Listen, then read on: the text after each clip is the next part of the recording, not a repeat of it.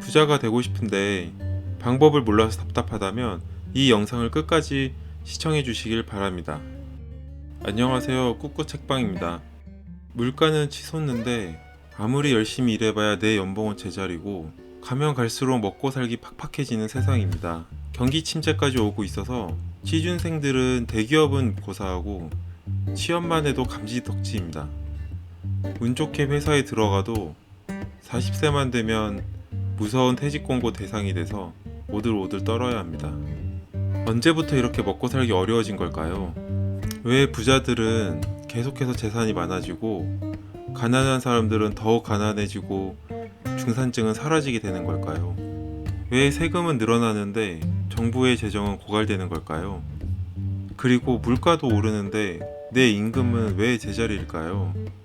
1971년 미국의 닉슨 대통령이 근본이제를 폐지하면서 부자들의 불공정한 게임이 시작이 됐습니다.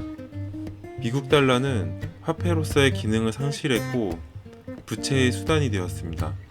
세계적으로 엄청나게 많은 양의 돈을 계속해서 찍어내고 있는데 특히 코로나 이후에 더욱더 빨라졌습니다. 문제는 이 돈이 소수의 부자들에게만 들어간다는 것입니다. 그래서 부자들은 더 부자가 되고 가난한 사람들은 더 가난해지는 겁니다. 이게 바로 우리가 아무리 열심히 일해도 부자가 못 되는 이유입니다. 부자 아빠 가난한 아빠 책의 저자 로버트 기요사키는 많은 사람들이 금융교육을 제대로 받지 못해서 평생 임금의 노예가 되거나 정부가 걷어가는 세금의 노예로 살아간다고 합니다. 부자가 되고 싶은데 방법을 몰라서 답답하다면 이 영상을 끝까지 시청해 주시길 바랍니다.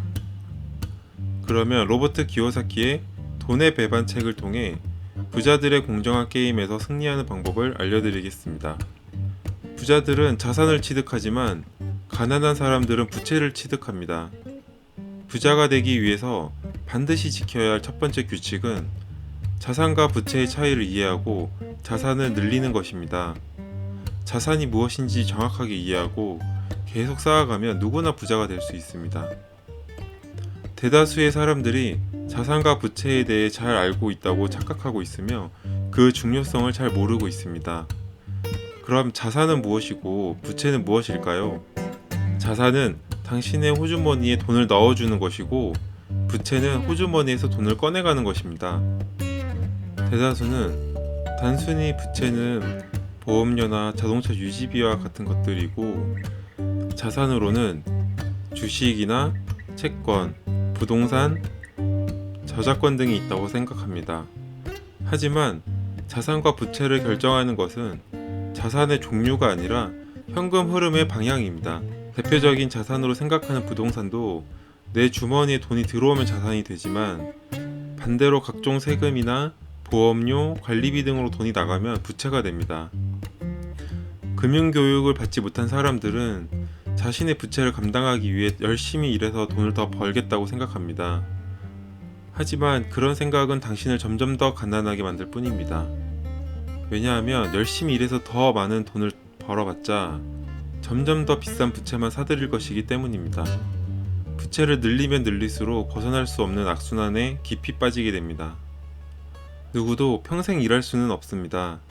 자동으로 월 1,000만원씩 들어오는 자산가는 큰 이변이 없는 한 앞으로 생존에 문제가 없을 겁니다. 반면에 부채만 가진 사람은 얼마 지나지 않아서 돈이 떨어져 비참하게 살아가야 할 것입니다. 그래서 우리는 자산을 쌓는 데 집중해야 합니다. 나도 알고 있지만 돈이 없는데 어떻게 하라는 거냐 라고 하실 수도 있습니다. 부자들은 자산을 사기 위해서 부채를 활용합니다. 대부분의 사람들은 자기의 돈으로 투자를 하지만 진정한 투자자들은 은행을 활용한다고 합니다. 무작정 빚내서 투자하라는 것은 아닙니다. 돈을 빌려서 가치가 상승하는 상품에 투자하면 좋은 빚이지만 가치가 떨어지는 상품에 투자하면 나쁜 빚이 됩니다. 지금은 근데 은행 대출 금리가 너무 높아서 금리가 좀 떨어지면 투자하는 게 좋지 않을까? 그 대부분이 이런 생각들을 하실 겁니다.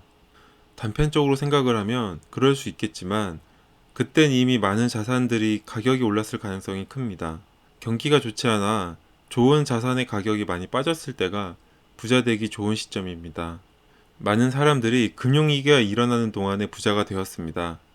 IMF, 서브프라임 때 부자가 된 사람은 예금을 든 사람이 아니라 용기 내서 값싼 자산을 모은 사람들이었습니다. 그러면 장기적으로 가치가 상승하고 있는 부동산이 좋은 투자 대상일까요? 아니면 한국 주식이나 미국 주식이 좋은 투자 대상일까요? 영끌족이라고 들어보셨을 겁니다. 무섭게 올라간 부동산을 따라 사기 위해 무리한 대출을 받아 구입한 사람들을 영끌족이라고 합니다.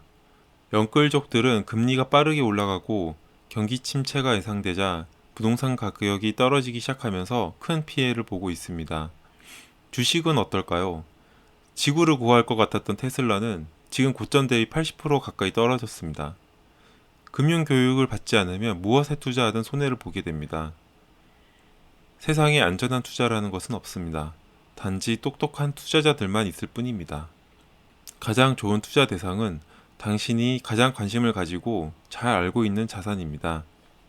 지난 세대 때는 노동 수익만 가지고 부자가 될 수 있었지만 이제는 다릅니다. 부자들은 돈을 위해 일하지 않습니다. 한때 벼락거지라는 말이 유행했었습니다. 벼락거지는 자산의 가치가 한참 올라가는데도 아무런 투자를 하지 않아 상대적으로 빈곤해진 사람을 가리키는 말입니다. 일만 해서 돈을 모으는 것보다 투자 공부를 해서 돈이 더 많은 돈을 만들어내도록 해야 합니다. 돈을 잃을 수도 있다는 두려움에 돈을 잃지 않는 것에만 만족해서 투자를 포기하지 마시기 바랍니다. 영상을 시청해주신 분들 모두 금융 지식을 바탕으로 진정한 자유를 누리시길 기원합니다.